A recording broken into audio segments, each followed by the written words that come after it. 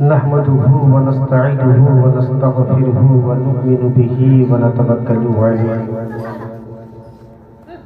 ونعوذ بالله من شرور أنفسنا ومن سيئات أعمالنا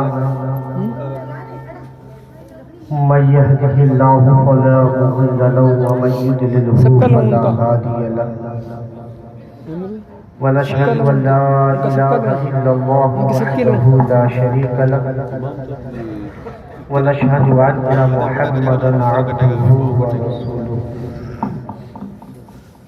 كما قال الله تبارك وتعالى في الكتاب المجيد والفرقان الحميد فأعوذ بالله من الشيطان الرجيم ببركة بسم الله الرحمن الرحيم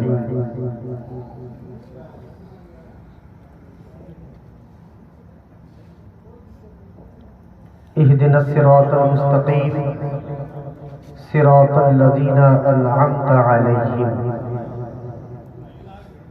آمنت بالله صدق الله مولانا العظيم وبلغنا رسوله النبي الأمين الكريم ونحن على ذلك لمن الشاهدين والشاكرين والحمد لله رب العالمين.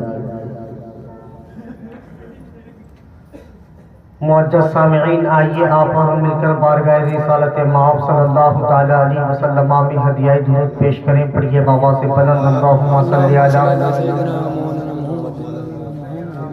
مولانا مجانا محمد بارک وسلم علیہ صلاۃ والسلام علیک یا رسول اللہ صلی اللہ علیہ وسلم. غوث اعظم بمنی بے سر و ساما مدد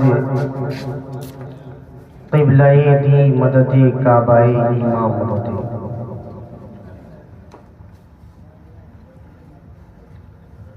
میرے استاد زمن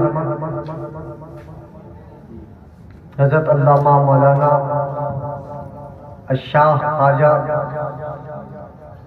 عبدالسبحان جلالی صاحب منقبت غوثیہ کو پیش کرتے ہیں.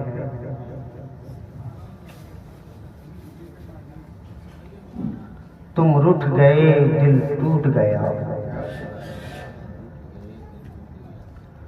تم رٹھ گئے دل ٹوٹ گیا، بے درد نظارے ہنستے ہیں.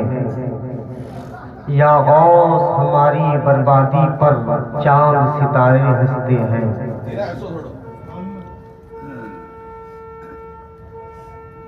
یا غوث ہماری بربادی پر چاند ستارے ہنستے ہیں. ہوگا نہ ہوا ہے ایسا کرم، ہوگا نہ ہوا ہے ایسا ستم، یا غوث یہی ہے وقت کرم. ہوگا نہ ہوا ہے ایسا ستم، یا غوث یہی ہے وقت کرم. دریا میں ڈبو کر کشتی ملاح کنارے ہنستے ہیں. آنکھوں سے بہایا دل کا لہو، یا غوث کیا کرتا ہوں وضو. آنکھوں سے بہایا دل کا لہو، یا غوث کیا کرتا ہوں وضو. پڑھتا ہوں نماز عشق اگر کعبے کے مینارے ہنستے ہیں. پڑھتا ہوں نماز عشق اگر کعبے کے مینارے ہنستے ہیں. من دارنے والے عاشق کی، یا غوث خبر لے جلالی کی. من دارنے والے عاشق کی، یا غوث خبر لے جلالی کی. شرمندہ محشر میں کھڑا ہے، دوزخ کے سرارے ہنستے ہیں. حضرات، قرآن مجید کی مشہور ترین سورت کی مشہور آیت کریمہ کی تلاوت کا اثر فاتح کیا، جس میں خالق کائنات ارشاد فرماتا ہے: اہدنا الصراط المستقیم صراط الذین انعمت علیہم. یا اللہ ہمیں سیدھے راستے پر چلا، ان لوگوں کے راستے پر جن پر تیرا انعام ہے۔ بے شک۔ تو ہم اور آپ دعا گو ہیں بارگاہ خداوندی میں کہ ہمیں ان لوگوں کے راستے پر نہیں چلانا ہے جن کے راستہ بھٹکا ہوا ہے، گمراہیت والا راستہ ہے۔ صرف اور صرف پروردگار ہمیں انعام یافتہ لوگوں کے راستے پر چلنا۔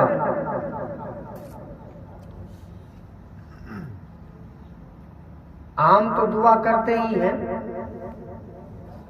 حد ہو گئی ان لوگوں کی جو لوگ یہ کہتے ہیں کہ ہمیں کوئی راستہ نہیں چاہیے، کسی کا راستہ نہیں چاہیے، صرف اللہ کا کلام چاہیے۔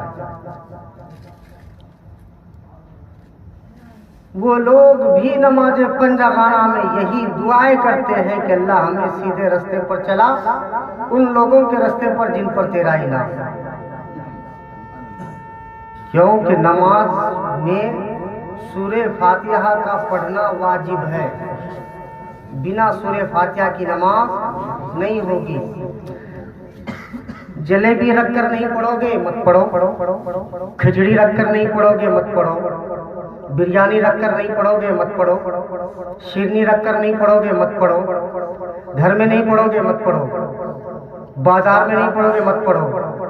رب نے ایک ایسا مستحکم چمن بنا دیا کہ اپنے گھر میں بلا کر اپنے اللہ والوں کا ذکر کروایا اور کہا کہ تم نہیں مانتے گھر میں، بازار میں، دکان میں، اب میرے گھر میں مان کہ میرے انعام یافتہ لوگوں کے راستے چلو۔ سبحان اللہ۔ تو ہم غوث اعظم کی نیاز دلاتے ہیں۔ اب ہمارے برادری میں ایک ایسی بیماری پیدا ہو گئی ہے جس کو کہتے ہیں کہ نیاز فاتحہ دلانا شرک ہے، بدعت ہے۔ آج کی میری تقریر ان 3 باتوں پر ہوگی، یاد رکھیں اور کہنے والوں کو سمجھائیں۔ پہلی بات تو یہ کہ غوث اعظم کو تمام ولیوں کے ولی کہتے ہیں۔ تو میں آپ سے ایک سوال کرتا ہوں، اس کا جواب مجھے چاہیے تھا۔ امام حسین ولی ہے نہیں؟ امام حسن ولی ہے نہیں؟ مولا علی ولی ہے نہیں؟ تو کیا ان کے بھی سردار ہیں غوث اعظم؟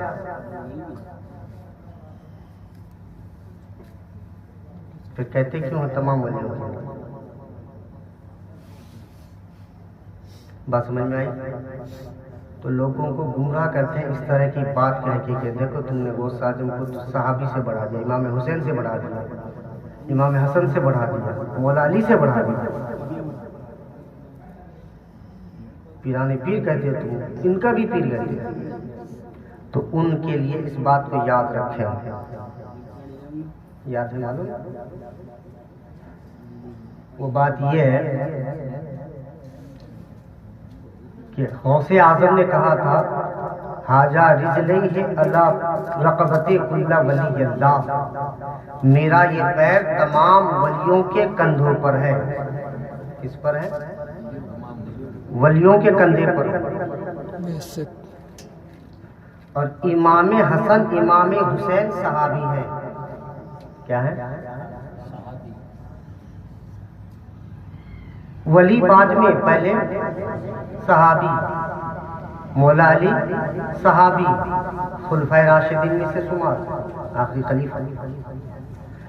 تو غوث اعظم نے کہا کہ میں تمام ولیوں کا ولی ہوں۔ صحابی اور ولی میں فرق ہے کہ غوث اعظم فرماتے ہیں کہ خالد بن ولید کے گھوڑے کے قدم جس جگہ پر گرے، اس قدم کے خاک اگر مجھے مل جائے تو میں اپنے آنکھوں پر ملوں۔ تو نعرہ رسالت،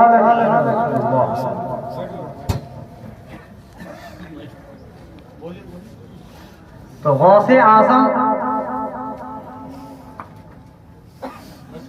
خالد بن ولید صحابی رسول کے گھوڑے کے قدم کی مٹی کی اتنی تعظیم کر رہے ہیں تو وہ امام علی مقام اور امام حسین اور امام حسن کے ولی نہیں ہیں، اس لیے کہ یہ لوگ صحابی ہیں۔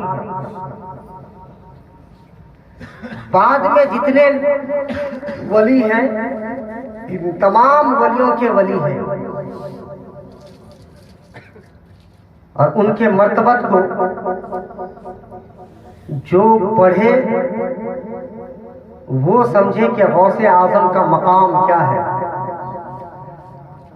ہر نبی کے دور میں اس زمانے کے جو عابد و زاہد ہوتے ہیں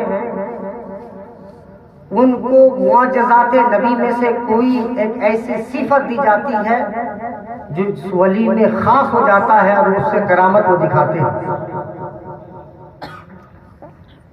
جیسے ہی تمام پیغمبروں میں ولیوں کا ظہور ہوا ہے ویسے ہی امت محمدیہ میں غوث اعظم کا ظہور ہوا ہے۔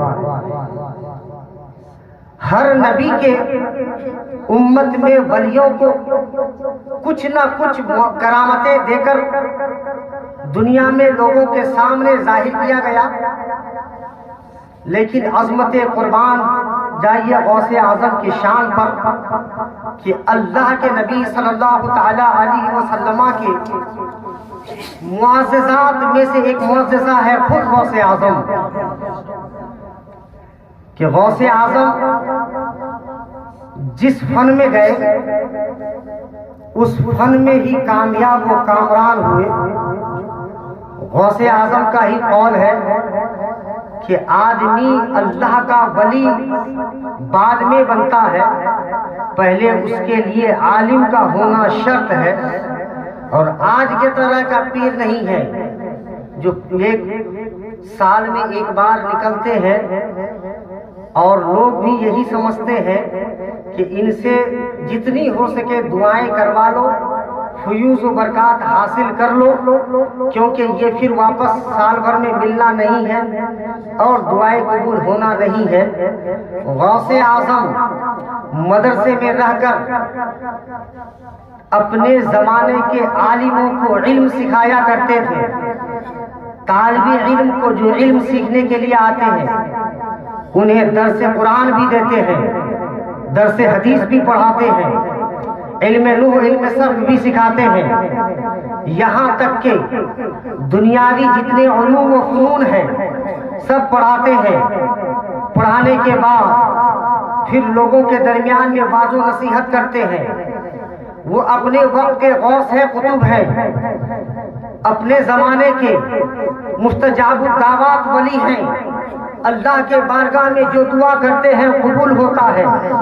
ایسے ولی لوگوں کے رہنمائی کے لیے، لوگوں کو دین اسلام سے آشناس کرنے کے لیے علم دین کو عام کر رہے ہیں، لیکن آج آپ اور ہم ایسے لوگوں کے ساتھ میں دلجوئی رکھتے ہیں، دوستی اور محبت رکھتے ہیں، جن کو شریعت مطہرہ کی کوئی پاسبانی نہیں، کوئی علم نہیں، جو نماز سے غافل ہے، جس کو روزے کی ہی اہمیت پتہ نہیں، احکام شریعت کا ہی علم نہیں، وہ اپنے آپ کو ہی اتنا دین سے دور رکھ رکھا ہے، تو پھر وہ اللہ کا قرب کیسے حاصل کر سکتا ہے؟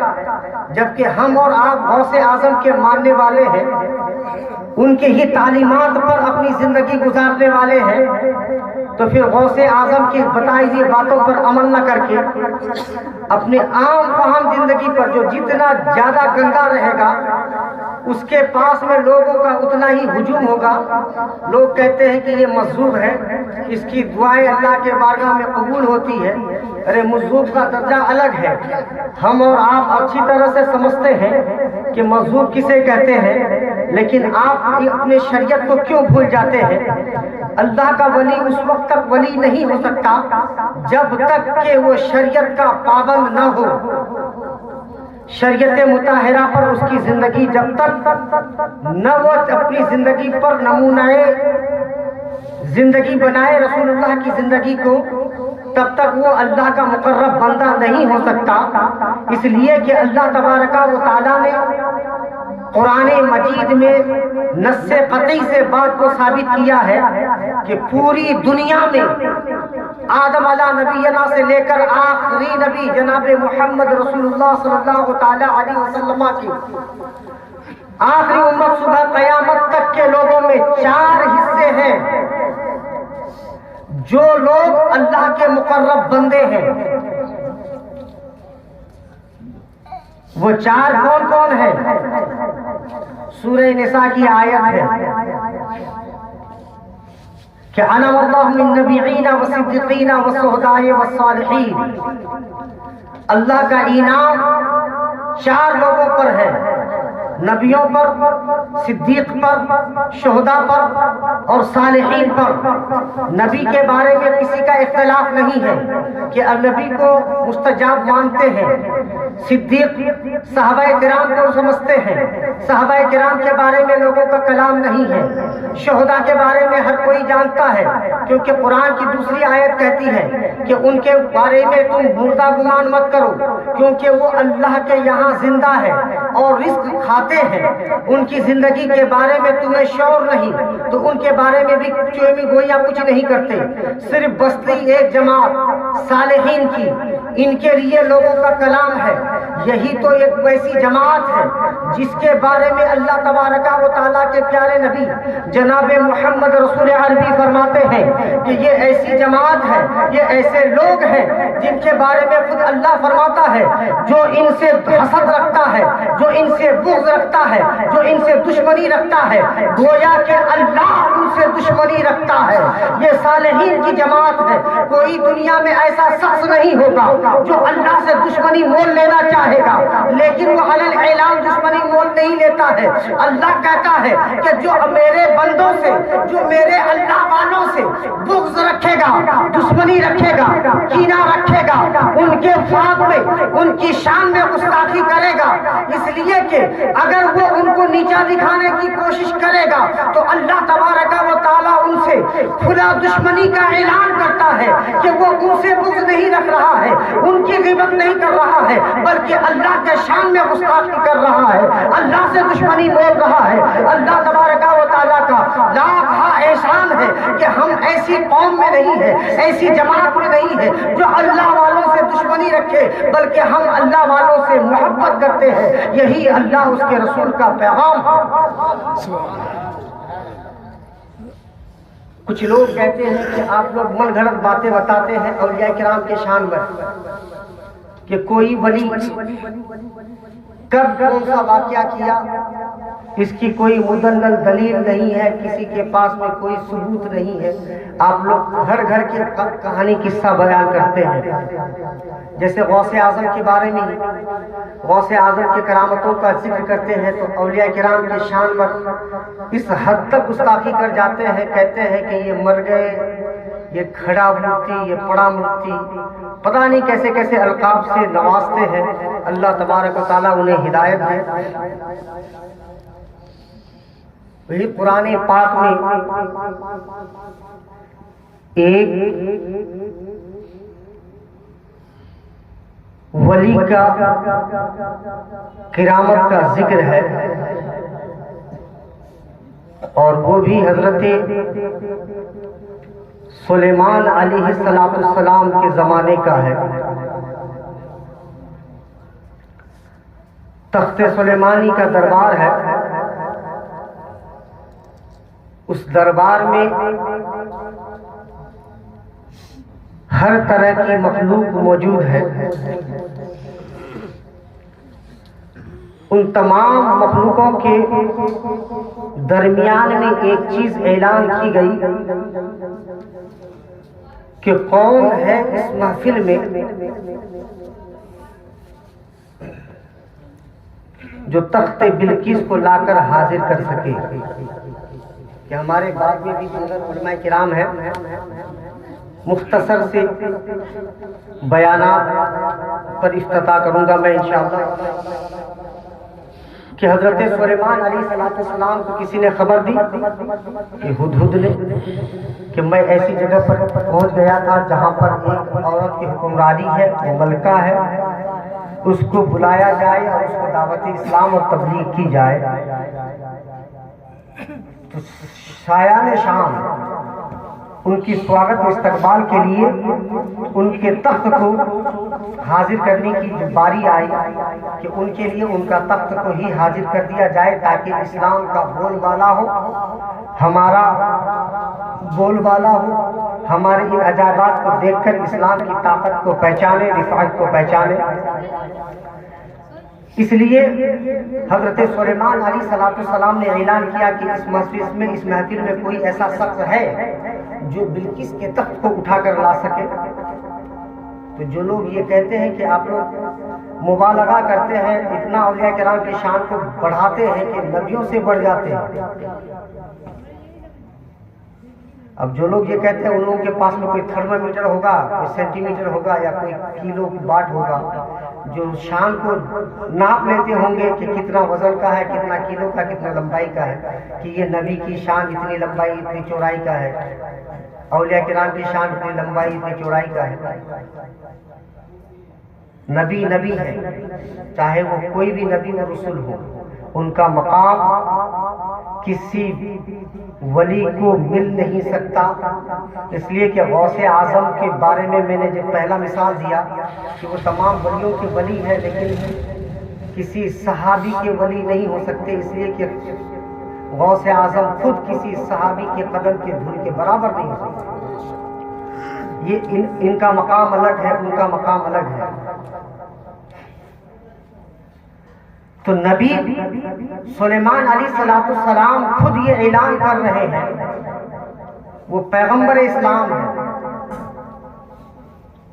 وہ یہ کہہ رہے ہیں کہ کوئی اس مجلس میں ہے جو تخت بلقیس کو لا کر حاضر کر سکے۔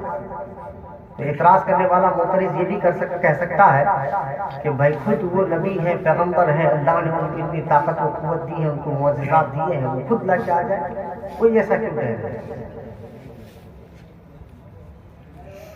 تو اس مجلس میں ایک اللہ کا مقرب بندہ تھا جن کا نام تھا آصف بن برقیہ۔ انہوں نے کہا کہ میں اس کام کو انجام دے سکتا ہوں۔